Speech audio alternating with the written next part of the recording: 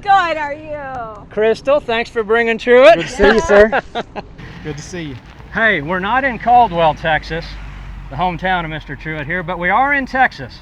And we've got behind us his Doc Holliday truck, the most recent build for Equipment Express. And Truett's been teasing me for the last many months, sending me pictures, just little clips where I can't quite see the whole thing, because he was going to debut this up at GBATS 2020 in Joplin. But since we had to postpone the show for a year, I guess it's still technically being debuted at GBATS. We're just doing it on a live stream. So tell me a little bit about how you got started. You know, if you're like me, my granddad runs some trucks, my uncle was a diesel mechanic, my other uncle and dad had truck stops and tankers and whatnot, so I'm betting you kind of grew up all along wanting to end up in trucking if you're like me. So taking me back to when we were young, yes sir, my dad had trucks. It was called Hot Oil Plus. It was a oil field service company. It was more of just straight trucks, but we serviced oil wells in Texas. Obviously it's a big thing. And every afternoon they would come in. I had to park every one of them. Yep. I had to grease them all, just so my mom would get very aggravated. I would ruin every clothes. I had a new pair of clothes every day because I ruined the ones from the day before from grease and just hanging around trucks, crawling all over them, just living everything I could about them. Oh, I'm telling you. My uncle drove trucks forever. He would run to California. He did the West Coast Shuffle with the produce, and every Christmas break I would ride with him out there and kind of got just eat up with it. One summer, or not summer, one Christmas, my uncle got sick out in California, and I was in the 3rd grade, and I had to be back for school. And so he goes, "You've been driving them all in the yard. It's your turn to get on the road." So I drove it on the road when I was in the 3rd grade, all the way back to Fort Stockton. That'd be something to see. My parents now, picked me this up. day and age, you would never let your 3rd grader do that. You know, in this liability world. But man, back then it was no. That's right. This was in the 80s. It wasn't no big deal. And I drove all the way to Fort Stockton. My parents picked me up, and I come in there, and they were like, "I cannot believe your uncle's letting you drive that truck." From then on, it's been nothing but trucks for me. Like I said, we started oil field service company. My dad still does that type of business. It's more of a construction now. And that's how I got into the hauling heavy equipment. He had the equipment, and so we started moving him around. Well, fast forwarding to today, Equipment Express. I mean, I kind of know the gist of what you guys do down there, but for those of us that may not know, kind of what's the products and services, and what's a typical work week look like for you guys and your fleet? So what we do is we primarily move, we call it yellow iron, construction type equipment, but it's mostly, we chase what they call the pipeline industry. But side booms, excavators, and dozers is primarily what we haul, probably 70%. Let's talk about the truck behind us, affectionately named Doc Holliday. And we're going to see a lot of references to the Tombstone flick. Why don't we go over here and we'll start with a walk around on the truck. What do you say? Sounds good. You know, the very name of the truck, Doc Holliday, the movie Tombstone, no matter how many times you've seen that movie and no matter when you get in on it, you're going to watch that thing to the end every time. We already went over it, but every town has a story, but Tombstone has a legend. Forgive me if I don't shake hands. Go ahead, skin that smoke wagon, see what happens. Well, I got a lot of friends. I don't. The law don't go good around here, savvy. There's no normal life, there's just life, so get on with it. Well, you're a daisy if you do. Remember, play for blood. Well, I've not yet begun to defile myself. I'm your Huckleberry. Well, bye. The quotes never stop, and you're going to see that on the walk around here. So the truck I can see is a Legacy 07 model. Those were numbered, weren't they? Yes, sir. What's this one? This one is 736. 736. Of now, 1,000. How did this truck come about to end up in your fleet? This truck come from a buddy of mine. He knows I look for legacies. 07 is my favorite year of Peterbilt's. I have most of my fleet are 07s. I probably got about 18 of them that are 07s. 07 is the last year of 379, so that's the reason that I like them. I'm not a 389 fan. Right on. Now, when you got it, I'm sure it was down to pretty much bare rails. Tell us a little bit about the refurb, the renovation, if you will. How far did you go down? So the truck was originally black, factory wheelbase 300 wheelbase, double frame front to back. Okay. Now we took it all the way down to just frame rails. Did you replace the rails or just refurbish The frame it? rails are original. Okay. So they still have the serial number stamped in them. But all of the axles have been changed, all of the brakes. So this is a 389 front axle, factory air ride. The rears are factory 389 air ride axles. They're Super 40s. They got disc brakes front to back, just like a new truck would have. Behind the motor, we got two transmissions. We got a 2918 transmission, and we got a 1750 4-speed auxiliary. We got 411 gears that are the direct gears, which you got two lower in the 4-speed, and then you got one overdrive. Are all your trucks some shade of blue? All of them but one. All of them, and what's it? Sore thumb, it's white. Ah, gotcha. Well, the color combination, the old school stripe package is good. That's got to be a double eagle sleeper, doesn't it? That is. This is a double eagle sleeper. Came off of it's like an 84. Came off and we totally redone it. It's all new skins, all new interior. We added the little old school van windows to it. It is original OEM parts. These were leftovers from whenever Double Eagle went out, and we bought some parts from them. I see.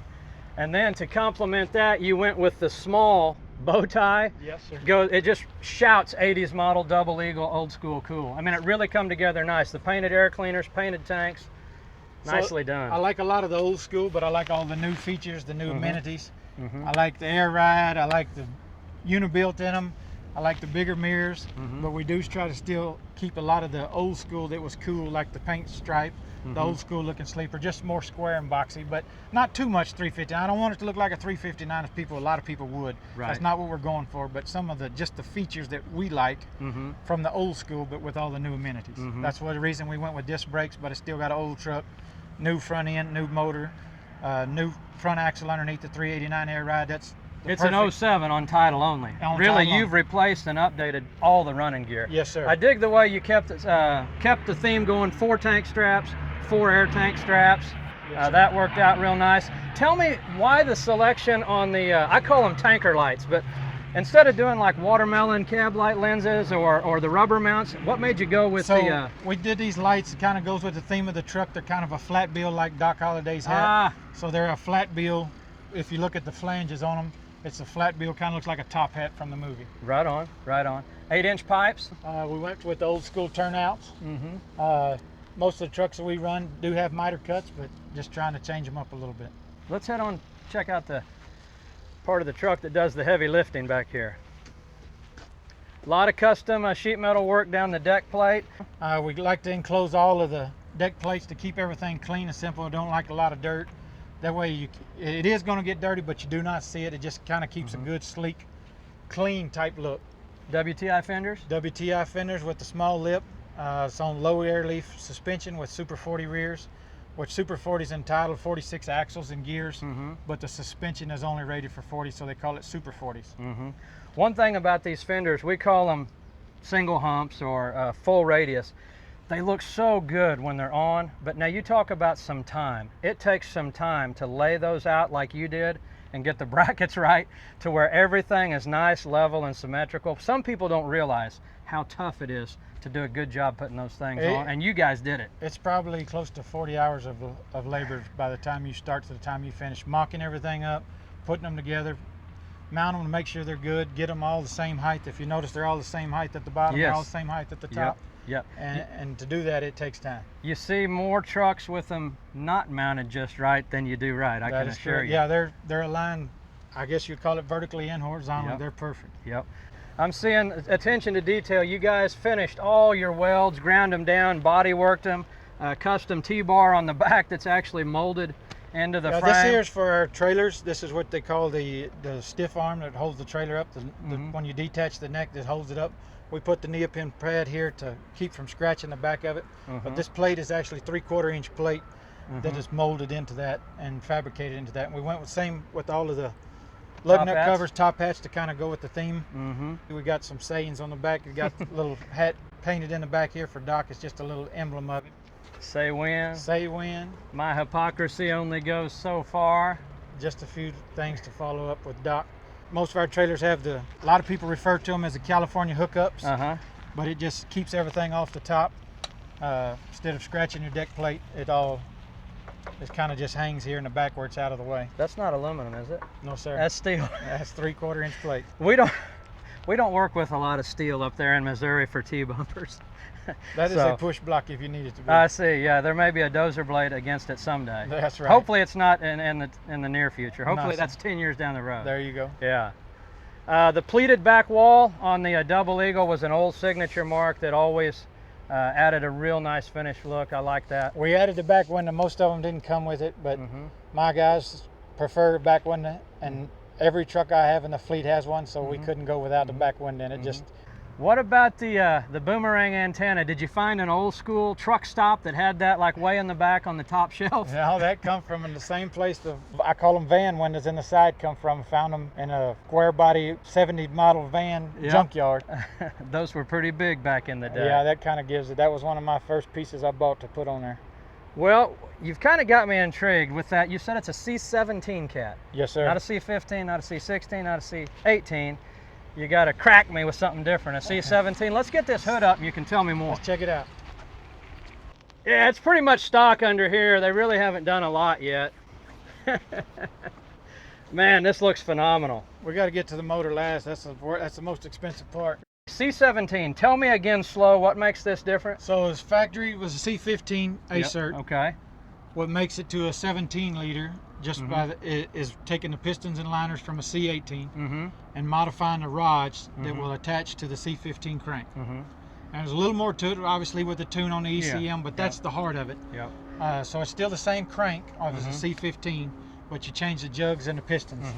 Now, with it being a recent build, you probably haven't put it on a dyno yet, and maybe you never will, but if, best guess, what kind of horsepower? Around 800 horse. 800 horse. Man, she'll do the job, yes, especially sir. with that tranny setup and those low geared rear ends. With the gears in the tranny, it should do fine. Yep. Well, you can see full attention to detail here. Painted intake pipes, chromed out coolant pipes. Everything's polished and plated where it needs to be. Well done under here. Look at the tombstone references. Just keep going and going. Law dogs. Is this Play for Blood? Right here, Play for Blood? Yes, sir. And then you got some cowboy Doc Holliday silhouettes back there. And up here on the hood is where we got one of the most famous ones from where Tombstone, the movie, where it says, every town has a story, but Tombstone has a legend. That is awesome. We got the hand-painted pinstriping, got guns incorporated into it. There again, it kind of the revolvers brings that 80s theme in with the hand-laid pinstripes. You know, most trucks are a 12,000 pound front. What, is this a 16? This is a 18,000 pound front. Yes, I haven't got anything right today. 20 is most common on the most big ones, but the 20s we got to have too many springs. They ride a little rough. Gotcha. 300-inch wheelbase truck, we have a hard time putting more than that up there, so we just don't go that route. I see you put a airlift bumper flip kit on it, so you can navigate through those job sites where they want you to go. Gives you a little bit more ground clearance. Yeah. Dipping in the hole, getting off road. Well, I don't want to miss out. Let's check out the other side of the engine. Got a polished out coolant reservoir up here. Yeah, we polished out the turbo intakes here. The same thing, still the twin A-cert turbos. We got down here some more of the sayings where it says law don't go around here, and on the oil pan we got a revolver down there, 6-shooter, says I have 2 guns, one's for each of you. That's Doc's famous one whenever Ringo tells him he's seeing double. Well, we've walked around it rather quickly. I think it's about time to check out the interior. I know all of you online are dying to see that.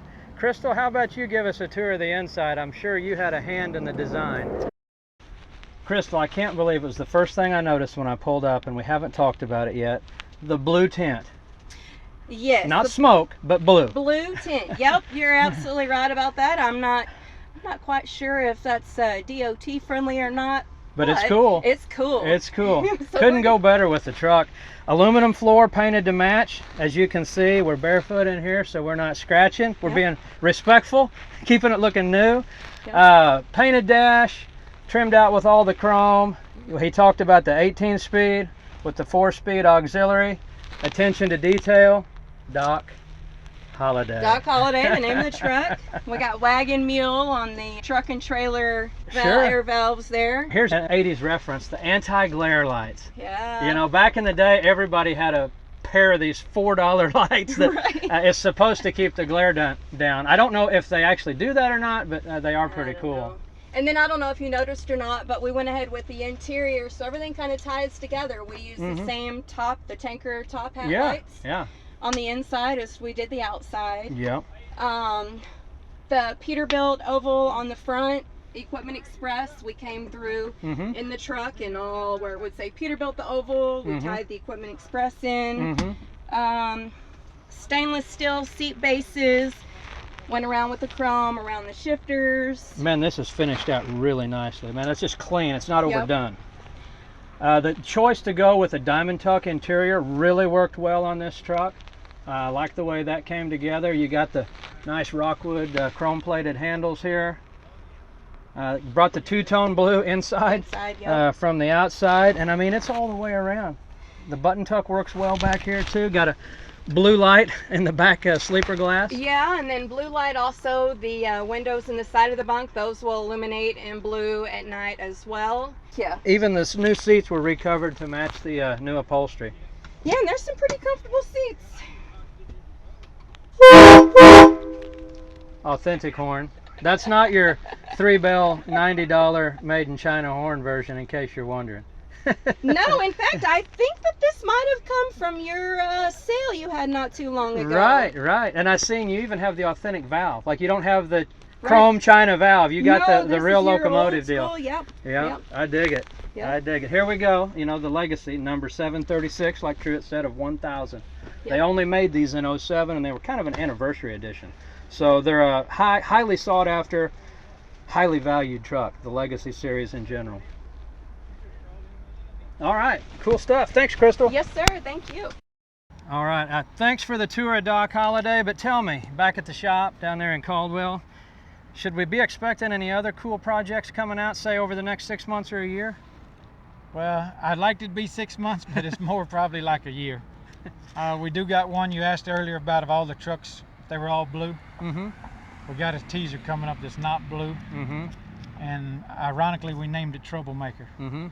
It's a shade of blue, but it's not blue. Well, I know everything you guys turn out is head turning, that's for sure. So you guys definitely got an eye for design and a reputation for quality. Along those lines, like Truett, if you had a kid come up to you, say he's 26 years old and he's got his truck, he's gonna get his start in heavy hauling, what would be your best advice for success to this young lad or gal? Could be a gal. There you go. Yeah. Could be. Yeah. What we built our business on is customer service and quality. Price don't mean nothing. You can be the cheapest guy in town and they ain't gonna use you very long if you don't have customer service, or you can be the highest guy in town and they only have to use you once to get in there if you got the customer service to take care of your customers.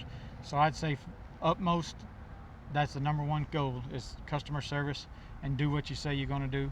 If it costs you money, it costs you money. You can't go back on your word. If you tell the man $100 and it costs you $300, you might not do it very often, but you need to do it that time you tell him that. You learn from what your mistakes and you go about and do it that way. That's good advice. We've had some long-lasting customers from the very first year we started. I still got the same one. He's still my #1 customer. Well, I've enjoyed this time down here in Texas with Crystal and Truett. I hope you have too. Thanks for the tour. Thanks for taking time out of your busy schedule to set aside an afternoon to make some TV magic. Absolutely. I appreciate it. It's always good to get together. I wish we didn't live so far apart, but we appreciate you guys. I know you're real good to call Josh about every 3 or 4 weeks and order up a few parts and we ship them down to you. The only thing that would be better is if you called him every 3 or 4 days. I hear that. Well, we hope you enjoyed, Doc. But yeah, blue is still our #1 color, even though Troublemaker is not blue. Gotcha. All right. Well, appreciate it. Yes, Y'all have sir. a safe trip Thank home. you, sir. And we'll see you next time. All right. Good seeing you. All right, I just would like to say thanks to everybody who helped with this and helped with Equipment Express. First and foremost, my parents, Tommy and Pat Novosad. My wife, Crystal, keeps this going. And the guys that make the world go around when we're away doing these things. All my drivers, mechanics, ladies in the office, y'all are the real heroes behind the scene that keep us going. Just want to tell y'all thank you, and keep doing the good work y'all do, and we'll keep the trucks looking like they look. Thank you.